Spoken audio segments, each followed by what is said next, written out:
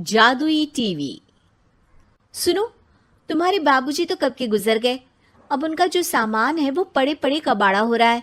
बेच ही दो, कुछ पैसे आ जाएंगी। बात तो सही है। अगले संडे फुर्सत में यही करेंगे। अगले संडे रोहित सारा सामान कबाड़ी को घर बुला के दे देता है। तभी उसकी नजर बाबूजी की पुरानी टीवी पर जाती है, जो इतने सालों तक कूड़े में पड़ी थी, फिर भी चमचमा रही थी। टीवी तो देखो, जैसे एकदम नई हो। हाँ, बाबूजी को टीवी देखना बहुत पसंद था। उनका सपना था कि वो टीवी पे आए। एक बार मौका भी था जब वो अपने गांव के गाने सुनाने किसी चैनल पर जाने वाले थे, पर मैं और मेरा भाई लड़ पड़े और बाबूजी को घर पर ही रुकना पड़ा। चला के देखें क्या? हाँ हाँ, क्यों नहीं, देख लेते हैं। पर शायद ही चले। बाबूजी ने उस लड़ाई के दिन के बाद टीवी देखना ही छोड़ दिया था। टीवी चालू करने के लिए उसमें केबल वायर लगा दिया जाता है। एक न्यूज चैनल चालू हो जाती है। स्वर्ग की सीढ़ी के रास्ते हैं तीन, तीनों के तीन रास्ते हैं संगीन। पहला रास्ता है सांप की बीन, दूसरा रास्ता घर में बिछा कालीन, तीसरा रास्ता कलकत्ता से चीन। ये क्या बकवास खबर है, कुछ अच्छा लगा दो। अरे आप बोलो तो सही, कोई अच्छी खबर सुना देता हूं। मेरा तो काम ही खबर देना है। अरे बाप रे, टीवी बात कर रही है। हाँ, ये न्यूज वाला मुझसे। हाँ हाँ, आपसे ही तो बात करूंगा ना, आपके घर में हूं तो। अरे, ये सपना है क्या? तुम हमसे बात नहीं कर सकते? अरे सपना नहीं भाई साहब, ये टीवी जादुई टीवी है। बोलो, क्या खबर सुननी है, वरना ब्रेक लेने का टाइम आ जाएगा।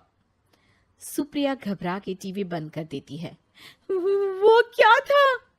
अरे एक बार और चालू करके देखे, फिर से बात करेगा तो चैनल बदल देंगे। सुप्रिया फिर टीवी चालू कर देती है। अरे ऐसा कोई मुंह पे टीवी बंद करके जाता है क्या? मुझे बुरा लगा आपका नेचर। चाय पानी तो पूछो। सुप्रिया टीवी के बटन से चैनल बदल देती है। अब टीवी पर एक फिल्म चल रही है। अरे ये तो सूर्यवंशम है ना? हाँ, और ये ठाकुर को जहर की खीर दे दी और उसको पता भी नहीं है। ए भाई, खीर मत पीना, उसमें जहर है, मत पीना। ठीक है महाशय, जैसा आप कहें। हाँ। अरे, आपकी बात मान ली, पूरी पिक्चर ही अब तो बदल जाएगी। मतलब ये सच में जादुई टीवी है?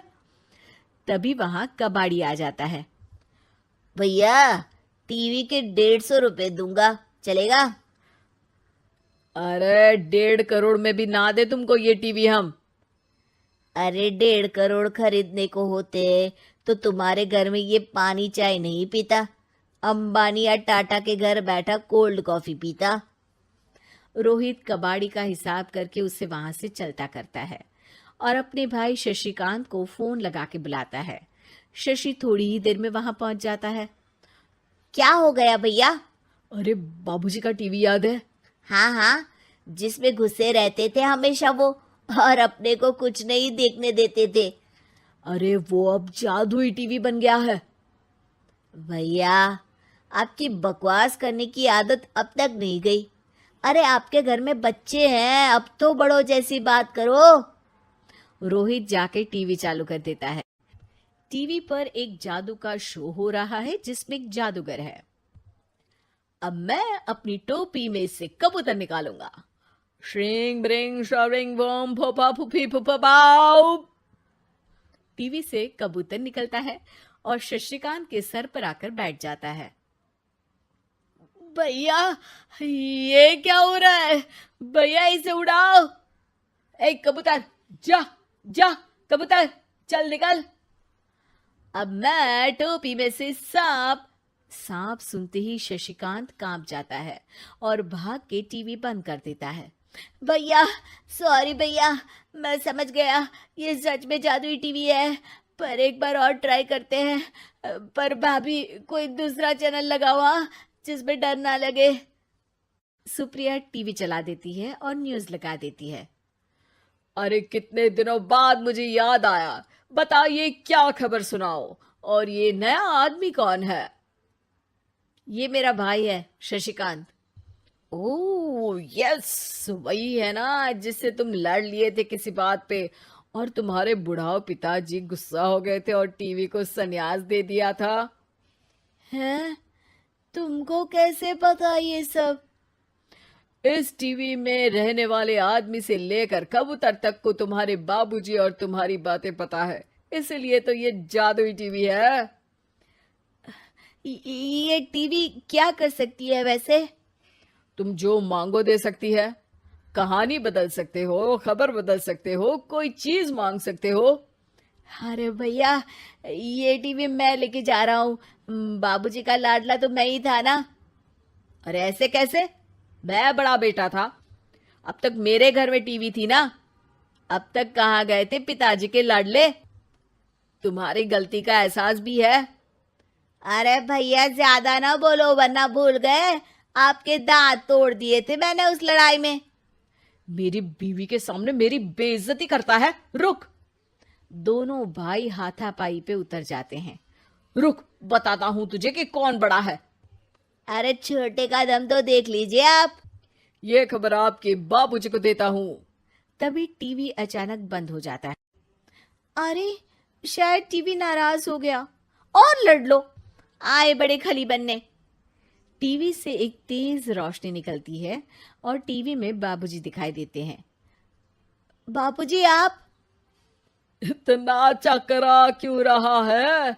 अपने बाप को नहीं पहचानता क्या? ये तो ऐसा ही है बाबूजी। प्रणाम बाबूजी। अरे चुप कर, तुम दोनों ही उल्टे हो। तुम्हारी वजह से मैंने टीवी में आने के सपने को छोड़ दिया, तुम्हारी लड़ाई की वजह से। और तो और, जितना मैं अपनी बीवी को नहीं देखता था उतना टीवी को देखता था, वो भी छोड़ दिया तुम दोनों की लड़ाई की वजह से। और अब मरने के बाद जब मैंने टीवी को जादुई टीवी बना दिया तो भी तुम इसका फल लेने की जगह लड़ रहे हो। अरे तुम तो लायक ही नहीं हो। अब तुमको बाबा जी का ठुल्लू भी नहीं मिलेगा। बाबूजी चले जाते हैं। टीवी बंद हो जाता है। रोहित और शशिकांत गिड़गिड़ा के टीवी के सामने हाथ जोड़ के बाबूजी को बुलाते हैं, पर टीवी सिर्फ धुआं निकालता रहता है।